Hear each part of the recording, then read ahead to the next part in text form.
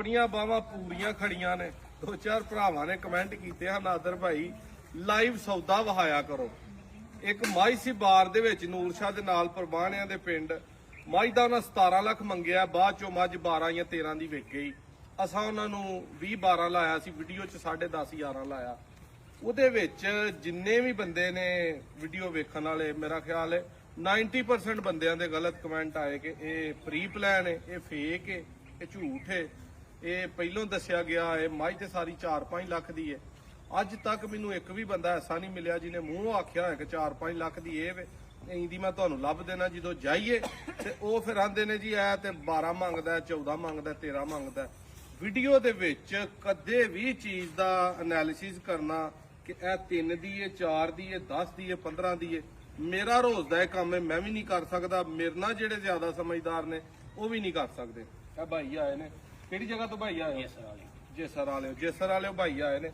ਝੋਟੀ ਉਹਨਾਂ ਨੂੰ ਦਿੱਤੀ ਹੈ, ਮੱਝਾਂ ਦੇ ਵਿੱਚ ਵੀ ਆਉਂਦੀ ਹੈ, ਝੋਟੀਆਂ 'ਚ ਵੀ ਆਉਂਦੀ ਹੈ। ਗਾਲਬਨ ਦੂਜੇ ਜਾਂ ਤੀਜੇ ਸੂਏ ਹੋਏਗੀ। ਸਾਹਮਣੇ ਮੈਂ ਪਾਸ ਕੀਤੀ ਜੇ ਖਾਣ ਪੂਰੇ ਓਕੇ ਨੇ। ਨਾਦਰ ਭਾਈ ਹਾਲ ਕਿਉਂ ਆਏ ਹੋ? ਕਿਤੋਂ ਵੀਡੀਓ ਵੇਖੀ ਜਾਂ ਕਿਸੇ ਬੰਦੇ ਦੱਸਿਆ ਸੀ? ਨਹੀਂ, ਵੀਡੀਓ ਵੇਖ ਕੇ ਆਇਆ, ਤਮਾਦ ਹੀ ਇੱਕ। ਅੱਛਾ, ਆ ਕੇ ਕੈਸੀਆਂ ਲੱਗੀਆਂ ਮੱਝਾਂ? ਨਹੀਂ, ਜੋ ਗੱਲ ਵੀਡੀਓ ਜੋ ਹੋਈ ਮਜ਼ਾ ਆਇਆ। ਮਜ਼ਾ ਆਇਆ। ਰੇਟ ਕੈਸੇ ਨੇ? ਰੇਟ ਭਾਈ ਯਾਰ ਸੋਹਣੇ ਇੰਜ ਦੀ ਮੱਝ ਹੁਣ 6-7 ਲੱਖ ਦੇ ਬਜਟ ਨੂੰ ਈਜ਼ੀਲੀ ਲੱਭ ਜਾਂਦੀ ਹੈ, ਬਸ਼ਰਤੇ ਇਹ ਕਿ ਕੱਦ ਹੁਣ ਇਹਦਾ ਤੁਸੀਂ ਅਗਰ ਵੇਖੋ ਤੇ ਇਹ ਕਮ ਅਜ਼ ਕਮ ਹਾਈਟ ਵਾਈਜ਼ ਕਿੱਥੇ ਆ ਰਹੀ ਹੈ। ਇਧਰ ਲੈ ਹਾਲੇ ਗੱਬੜ ਨੇ, ਤਿਆਰ ਹੈ ਫੁੱਲ। ਇਹ ਸਾਡੇ ਬੜੇ ਹੀ ਪਿਆਰੇ ਨੇ ਤਾਰ ਜੋਈਆ ਸਾਹਿਬ, ਅਰਸ਼ਦ ਭਾਈ, ਉਹਨਾਂ ਦੇ ਘਰੋਂ ਮੱਝ ਆਈ ਹੈ। ਠੀਕ ਹੈ, ਉਹਨਾਂ ਨੂੰ ਵੀ ਪਤਾ ਹੋਣਾ ਸਾਰੀ ਸਿਆਹ ਕਾਲੀ ਹੈ ਮੁਸ਼ਕੀ। ਦੁੱਧ ਕਿੰਨਾ ਬਲਾਲ ਭਾਈ ਨੇ ਦੁੱਧ ਆਖਿਆ ਕਰੇਗੀ? ਉਹਨਾਂ ਨੂੰ ਆ ਤੁਹਾਡੇ ਅੰਦਾਜ਼ੇ ਨਾਲ ਕਿੰਨਾ ਕਰੇਗੀ? ਤੁਹਾਡੇ ਅੰਦਾਜ਼ਨ ਕੋ 16-17 ਕਿਲੋ ਕਰੇਗੀ। ਗੱਬਣ ਦੀ ਕਦੇ ਕਿਸੇ ਨੂੰ ਗਾਰੰਟੀ ਨਹੀਂ ਦਿੱਤੀ। ਉਂਝ ਜੇ 18 ਕਰੇਗੀ ਤੇ ਤੁਸੀਂ ਰੱਖਿਓ, ਪੌਣੇ 18 ਵੀ ਕਰੇਗੀ ਤੇ ਸਾਨੂੰ ਦੇ ਜਿਓ, ਕਿਉਂਕਿ ਮੱਝ ਜਿੱਥੋਂ ਲਈ ਹੈ ਪਹਿਲੇ ਸੂਏ ਦੂਜੇ ਸੂਏ ਉਹਨਾਂ ਪੂਰੀ ਪਰਖੀ ਹੈ। ਬਾਕੀ ਖਾਣ ਛਾਣ ਜਿਹੜੇ ਨੇ ਉਹ ਤੁਸੀਂ ਪਾਸ ਕਰ ਲੈਣੇ। ਭਾਈ ਕੀ ਹਾਲ ਜੀ? ਠੀਕ ਹੋ? ਭਾਈ ਵੇਖੇ ਵੇਖ ਲਾ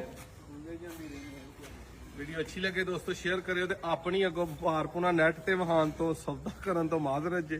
ਆਪਣੀਆਂ ਬਾਹਾਂ ਫੁੱਲ ਖੜੀਆਂ ਨੇ। ਆਵਾਮ ਨੂੰ ਅਸੀਂ ਨਾ ਬੁਰਾ ਕਹਿ ਸਕਨੇ ਆ ਨਾ ਸਮਝਾ ਸਕਨੇ ਆ। ਇਹ ਦਾਤਰੀਏ ਨਾਲੋਂ ਇੱਕ ਪਾਸੇ ਦੰਦੇ ਨੇ, ਇੱਥੇ 72 ਪਾਸੇ ਦੰਦੇ ਨੇ। 2 ਪਾਸੇ ਨਹੀਂ 72 ਪਾਸੇ ਮੈਂ ਦੰਦਿਆਂ ਨਾ ਕਿਉਂ ਨੇ ਕਿ ਅਗਰ ਸੌਦਾ ਕਰੋ ਤਾਂ ਵੀ ਨਹੀਂ ਖਲੋਣ ਦੇਣਾ, ਨਾ ਕਰੋ ਤਾਂ ਵੀ ਨਹੀਂ ਖਲੋਣ ਦੇਣਾ। ਚੀਜ਼ ਦਾ ਰੇਟ ਪਾ ਲਓ, ਕਹਿਣਾ ਇਹ ਵੱਧ ਬੜਾ। ਚੀਜ਼ ਦਾ ਰੇਟ ਨਾ ਪਾਓ, ਦੇ ਆਂਦੇ ਨੇ ਡੇਰੇ ਆ ਕੇ ਵੱਧ ਪੈਸੇ ਮੰਗਦੇ ਨੇ। ਇਸ ਲਈ ਸਕੂਨ